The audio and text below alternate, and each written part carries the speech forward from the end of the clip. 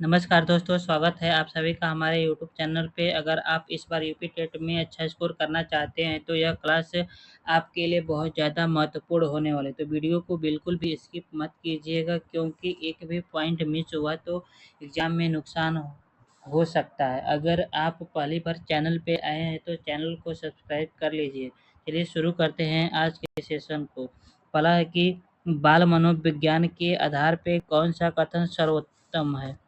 ये सारे बच्चे एक जैसे होते हैं, कुछ बच्चे एक जैसे होते हैं, कुछ बच्चे विशिष्ट होते हैं, या प्रत्येक बच्चा विशिष्ट होता है। तो इसका चौथा हो जाएगा, प्रत्येक बच्चा विशिष्ट होता है। चलिए अगले सवाल की तरफ चलते हैं। अगला सवाल कर रहा है कि विकास की किस अवस्था में बुद्धि का अधिकतम विकास होता है। बाल्यावस्था में, शैशवावस्था में, किशोरावस्था में, या प्रौढ़ावस्था में। तो इसका हो जाएगा किशोरावस्था में होता है। चलिए तीसरे सवाल की तरफ चलते हैं। तीसरा सवाल क्या कर रहा है कि विकास में बुद्धि से तात्पर्य है ज्ञान में वृद्धि, संवेग में वृद्धि, वजन में वृद्धि, आकार, सोच, समझ, कौशल में वृद्धि। तो इसका हो जाएगा आकार, सोच, समझ, कौशल में वृद्धि। चलिए अगले चौथे सवाल की तरफ चलते हैं। चौथा सवाल कर रहा है कि मानव का विकास निम्न में से किस पर निर्भर करता है। उसकी वृद्धि पे, उसके वातावरण पे, उसकी बुद्धि पे, या उसकी बुद्धि तथा वातावरण से मिलने वाले परिपक्वता पे। तो इसका हो जाएगा उसके बुद्धि तथा वातावरण से मिलने वाले परिपक्वता पर।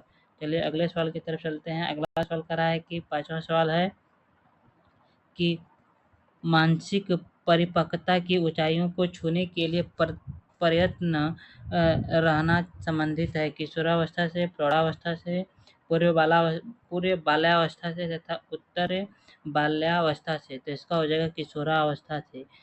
चलिए छठवें सवाल की तरफ चलते हैं। छठवां सवाल कर रहा है कि बाल विकास का अध्ययन का क्षेत्र है बालक की विभिन्न अवस्थाओं का अध्ययन, या ये दूसरा है कि बालक वातावरण का बाल विकास पे पड़ने वाले प्रभावों का अध्ययन, वैश्विक विभिन्नताओं का अध्ययन, या उपयुक्त में से सभी। तो इसका हो जाएगा उपयुक्त में से सभी। चलिए सातवें सवाल की तरफ चलते हैं। सातवां सवाल कह रहा है कि गामक विकास से तात्पर्य मांसपेशियों के विकास से तथा पैरों का उचित उपयोग, मस्तिष्क और आत्मा, अधिगम तथा शिक्षा, परि- प्रति प्रशिक्षण तथा अधिगम, शक्ति तथा गति।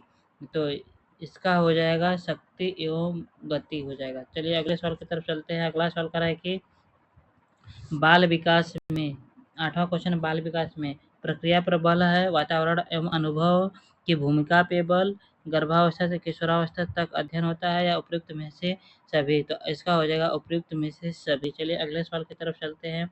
अगला सवाल कर रहा है कि विकास रिक्त स्थान से की ओर बढ़ता है, जटिल से कठिन की ओर, विशिष्ट विशिष्ट से समान की ओर, साधारण से आसान की ओर, सामान्य से विशिष्ट की ओर। तो इसका हो जाएगा सामान्य से विशिष्ट की ओर बढ़ता है। चलिए अगले सवाल की तरफ चलते हैं। 10वां सवाल क्या कर रहा है कि 10वां सवाल, विकास के लिए निम्नलिखित में से कौन सा एक उचित है। विकास जन्म के साथ आरंभ होता है और समाप्त होता है। सामाजिक संस्कृति संदर्भ विकास महत्वपूर्ण भूमिका का निर्वहन करता है। विकास एकल एकल आयामी है या विकास पृथक होता है।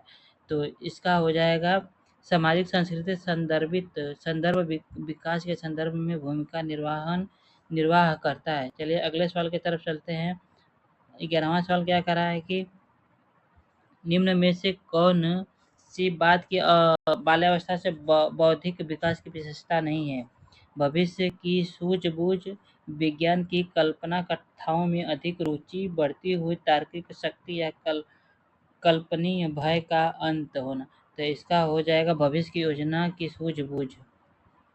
चलिए अगले सवाल की तरफ चलते हैं। 12वां सवाल कह रहा है कि निम्न में से कौन सा मानव विकास का सही क्रम है। शैशवावस्था, किशोरावस्था, बाल्यावस्था, प्रौढ़ावस्था। शैशवावस्था, बाल्यावस्था, किशोरावस्था और प्रौढ़ावस्था। फिर तीसरा कह रहा है कि बाल्यावस्था है, किशोरावस्था है, प्रौढ़ावस्था है और शैशवावस्था है। और चौथा कह रहा है कि बाल्यावस्था, शैशवावस्था, किशोरावस्था और प्रौढ़ावस्था। तो इसका हो जाएगा पहले आता है, इसका हो जाएगा दूसरा हो जाएगा। पहले आता है शैशवावस्था आता है, फिर बाल्यावस्था आता है, फिर किशोरावस्था आता है, फिर प्रौढ़ावस्था आता है। चलिए अगले सवाल की तरफ चलते हैं।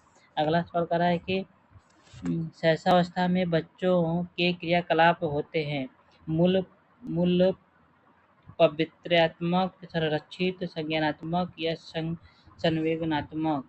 तो इसका हो जाएगा पहला मूल प्रवृत्ति होता है। चलिए अगले सवाल की तरफ चलते हैं। अगला सवाल कर रहा है 14वां सवाल कर रहा है कि गिरोह अवस्था किस आयु एवं विलंब किस विकास से संबंधित है?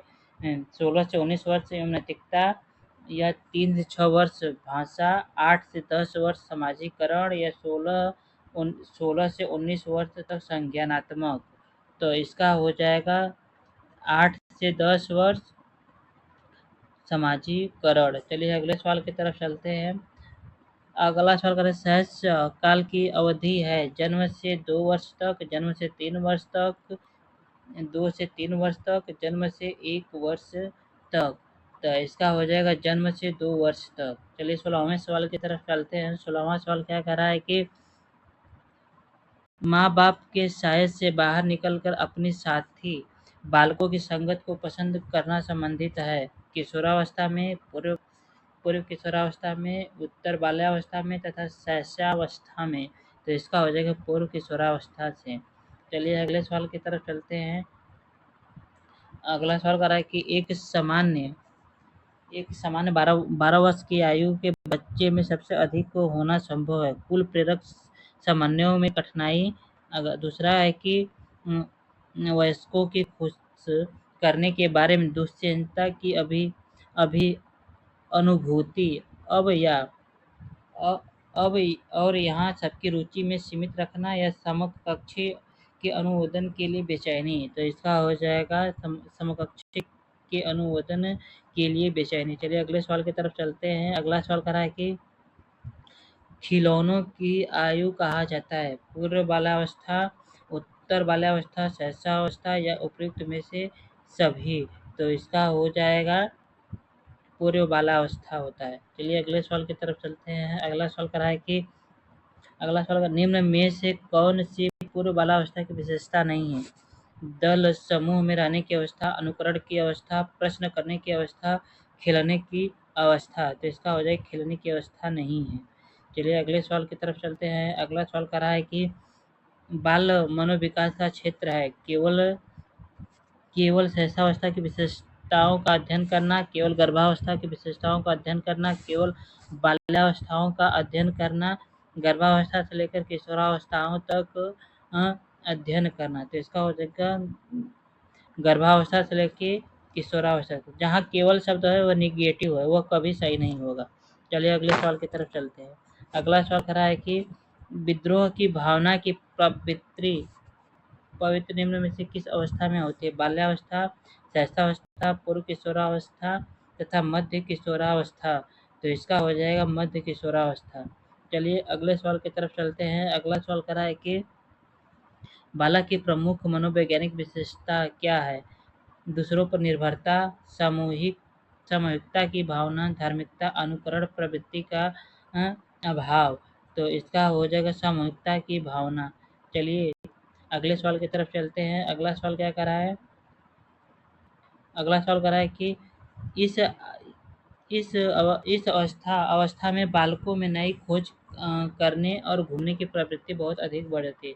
शैशवावस्था में, उत्तर बाल्यावस्था में, किशोरावस्था में और प्रौढ़ावस्था में। तो इसका हो जाएगा उत्तर बाल्यावस्था में हो जाता है। चलिए अगले सवाल की तरफ चलते हैं। अगला सवाल करें, विकास की सबसे जटिल अवस्था कौन सा है? शैशवावस्था, किशोरावस्था, युवा प्रौढ़ावस्था या वृद्ध प्रौढ़ावस्था। तो इसका हो जाएगा किशोरावस्था है। चलिए अगले सवाल की तरफ चलते हैं। अगला सवाल कह रहा है कि मैं कौन हूँ, मैं क्या हूँ, मैं भी कुछ हूँ आदि जैसी प्रबल भावनाएं विकास की किस अवस्था में इंगित होती है? किशोरावस्था, प्रौढ़ावस्था, पूर्व बालावस्था या बाल्यावस्था। तो इसका हो जाएगा किशोरावस्था में होता है। चलिए अगले सवाल की तरफ चलते हैं। अगला सवाल कर रहा है कि जब किसी किशोर में किसी वस्तु, समस्या और या परिस्थिति के लिए निजी स्तर पर निर्णय लेने की क्षमता विकास परिपक्व होने लगता है, तो इस विकास को कहते हैं परिपक्वता कहते हैं, या संज्ञानात्मक विकास कहते हैं, या आध्यात्मिक विकास, या इनमें से कोई नहीं। तो इसमें 14 संज्ञानात्मक विकास कहलाता है। चलिए अगले सवाल की तरफ चलते हैं। अगला सवाल करें कि स्व केंद्रित अवस्था होती है बालक के जन्म से 2 वर्ष, जन्म से 3 वर्ष, 7 वर्ष, 7 वर्ष से किशोरावस्था तक, और किशोरावस्था में। तो इसका हो जाएगा जन्म से 3 वर्ष तक। चलिए अगले सवाल की तरफ चलते हैं। अगला सवाल क्या करा है कि मनोवैज्ञानिक के अनुसार बाल विकास की कौन सी अवस्था सबसे जटिल एवं कठिन माना गया है? शैशवावस्था, किशोरावस्था, बाल्यावस्था, या इनमें से कोई नहीं। तो इसका हो जाएगा बाल्यावस्था, अरे किशोरावस्था। चलिए अगले सवाल की तरफ चलते हैं। अगला सवाल कह रहा है कि बालक के सीखने में प्रेरणा को किस रूप में प्रयोग माना जाता है? बालक के वैयक्तिकता का आदर करना चाहिए, पुरस्कार एवं दंड, प्रशंसा एवं भर्त्सना, या उपयुक्त में से सभी। तो इसका हो जाएगा उपयुक्त में से सभी। चलिए अगले सवाल की तरफ चलते हैं। अगला सवाल कह रहा है कि विकास के किस काल में अत्यधिक दबाव और तनाव का काल कहा जाता है? किशोरावस्था, प्रौढ़ावस्था, मध्यावस्था, या वृद्धावस्था। तो इसका हो जाएगा किशोरावस्था। चलिए अगले सवाल की तरफ चलते हैं। अगला सवाल कह रहा है कि किशोरावस्था में किस प्रकार की समस्याओं का सामना करना पड़ता है? शारीरिक एवं मानसिक परिवर्तन से समायोजित करना, अपने साथियों से समायोजित करना, अपने माता पिता से समायोजन करना, पढ़ाई संबंधित समायोजन करना। तो शारीरिक एवं मानसिक परिवर्तन से समायोजन करना। चलिए अगले सवाल की तरफ चलते हैं। अगला सवाल कह रहा है कि किशोरावस्था में संवेग की तीव्रता किस प्रकार प्रकट होती है? प्रतिकूल पारिवारिक संबंध, या व्यवसाय की समस्या, नई परिस्थिति के साथ सामंजस्य स्थापित करना, या उपयुक्त में से सभी, या यह सभी। तो इसका हो जाएगा ये सभी है। चलिए अगले सवाल की तरफ चलते हैं। अगला सवाल क्या कह रहा है कि बालक की किस आयु में वृद्धि का अधिकतम विकास होता है? बाल्यावस्था, शैशवावस्था, किशोरावस्था, या प्रौढ़ावस्था। तो इसका हो जाएगा किशोरावस्था में होता है। चलिए अगले सवाल की तरफ चलते हैं। अगला सवाल क्या कर रहा है? अगला सवाल कर रहा है शरीर के आकार में वृद्धि होती है क्योंकि शरीर और ज्ञानात्मक विकास, संज्ञानात्मक विकास, या नैतिक विकास। तो इसका हो जाएगा शरीर और ज्ञानात्मक विकास। चलिए अगले सवाल की तरफ चलते हैं। अगला सवाल क्या कर रहा है? अगला सवाल कह रहा है कि भाषा विकास के लिए प्रारंभिक बचपन काल है कम महत्वपूर्ण, अहम महत्वपूर्ण, अति संवेदनशील, या निरपेक्ष। तो इसका हो जाएगा अति संवेदनशील है। चलिए अगले सवाल की तरफ चलते हैं। अगला सवाल क्या कर रहा है? अगला सवाल कर रहा है कि भाषा विकास में सहयोग करने का कौन सा तरीका गलत है? बच्चे को बिना टोके प्रकरण की बात करना, उसकी अपनी भाषा के प्रयोग में अमान्य करना, उसके प्रयोगों को समर्थन करना, भाषा के प्रयोग का अवसर उपलब्ध कराना। तो इसका हो जाएगा बच्चों के बिना टोके प्रकरण पर बात करना। चलिए अगले सवाल की तरफ चलते हैं। अगला सवाल कर रहा है कि सीखने की प्रक्रिया को प्रभावित करने वाले कारक कौन है? अनुकरण है, प्रशंसा एवं निंदा है, या प्रयोगिता है, या उपयुक्त में से सभी। तो इसका हो जाएगा उपयुक्त में से सभी है। चलिए अगले सवाल की तरफ चलते हैं। अगला सवाल क्या कर रहा है कि संज्ञानात्मक विकास को प्रभावित करने वाले कारक है? शारीरिक स्वास्थ्य, मानसिक योग्यता, थकान, या उपयुक्त में से सभी। तो इसका हो जाएगा उपयुक्त में से सभी। चलिए अगले सवाल की तरफ चलते हैं। अगला सवाल कर रहा है कि बच्चे के संज्ञानात्मक विकास को सबसे अच्छे तरीके से कहाँ परिभाषित किया जा सकता है? खेल के मैदान में, विद्यालय एवं कक्षा में, ऑडिटोरियल में, या गृह में। तो इसका हो जाएगा विद्यालय एवं कक्षा में। चलिए अगले सवाल की तरफ चलते हैं। संवेग शब्द का शाब्दिक अर्थ है क्रोध एवं भय, स्नेह एवं प्रेम, उत्तेजना या भावों का उथल-पुथल या इनमें से कोई नहीं। तो इसका हो जाएगा 3 उत्तेजनाओं या भावों का उथल-पुथल। चलिए अगले सवाल की तरफ चलते हैं। अगला सवाल कह रहा है कि क्रोध एवं भय किस प्रकार के हैं? अभिप्रेरणा है, संवेग है, परिकल्पना या मूल प्रवृत्ति है?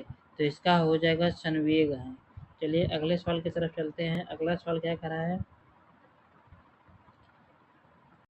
सृजनात्मक बालक के परीक्षण के लिए किन तरीकों को अपनाया जाता है? चित्र पूर्ति परीक्षण, वृत्त परीक्षण, टीन के डब्बे का परीक्षण या उपयुक्त में से सभी? तो इसका हो जाएगा उपयुक्त में से सभी। चलिए अगले सवाल की तरफ चलते हैं। सृजनात्मक बालक में निम्न में से कौन सा गुण नहीं पाया जाता है? खोजपूर्ण प्रवृत्ति, अच्छी अंतर्दृष्टि, क्रियाशीलता या सीमित रुचियाँ? इसका हो जाएगा सीमित रुचियाँ। चलिए अगले सवाल की तरफ चलते हैं। अगला सवाल क्या कर रहा है? अगला सवाल कर रहा है निम्न में से क्या बच्चों को सृजनात्मकता के विकास में सहायक नहीं है? खेल, भाषण, कहानी लेखन या निर्माण संबंधित प्रक्रियाएं? तो इसका हो जाएगा कहानी लेखन। चलिए अगले सवाल की तरफ चलते हैं। अगला सवाल क्या कर रहा है कि बुद्धि एवं सृजनात्मकता में किस प्रकार का सहसंबंध पाया जाता है? धनात्मक, ऋणात्मक, शून्य या उपयुक्त में से सभी? तो इसका हो जाएगा धनात्मक पाया जाता है। चलिए अगले सवाल की तरफ चलते हैं। सृजनात्मकता मौलिक परिणामों को अभिव्यक्त करने के लिए मानसिक प्रक्रिया है। किसने कहा था? कार्ल एवं ब्रूस ने, डेवल ने, डिल्हान ने, क्रोको एंड कोको का? तो इसका हो जाएगा कोको एंड क्रोको का है। चलिए अगले सवाल की तरफ चलते हैं। अगला सवाल क्या कर रहा है? अगला सवाल कर रहा है कि शिक्षण हेतु मानसिक उल्हेदना प्रतिमान का प्रयोग निम्न में से किस से सुधार किया जाता है? समझ में, अनुप्रयोग में, सृजनात्मकता में या समस्या समाधान में? तो इसका हो जाएगा सृजनात्मकता में। चलिए अगले सवाल की तरफ चलते हैं। यह आज का लास्ट सवाल है। चलिए देखते हैं क्या करा है कि गोलमैन निम्न में से किससे संबंधित है? सामाजिक बुद्धि से, संज्ञानात्मक बुद्धि से, आध्यात्मिक बुद्धि से और सामान्य बुद्धि से? तो इसका हो जाएगा संज्ञानात्मक बुद्धि से। चलिए आज की क्लास को हम लोग यहीं पे एंड करते हैं। यदि आपको सेशन अच्छा लगा हो तो लाइक करें, शेयर करें तथा कमेंट करें। धन्यवाद। फिर मिलते हैं एक नई वीडियो में।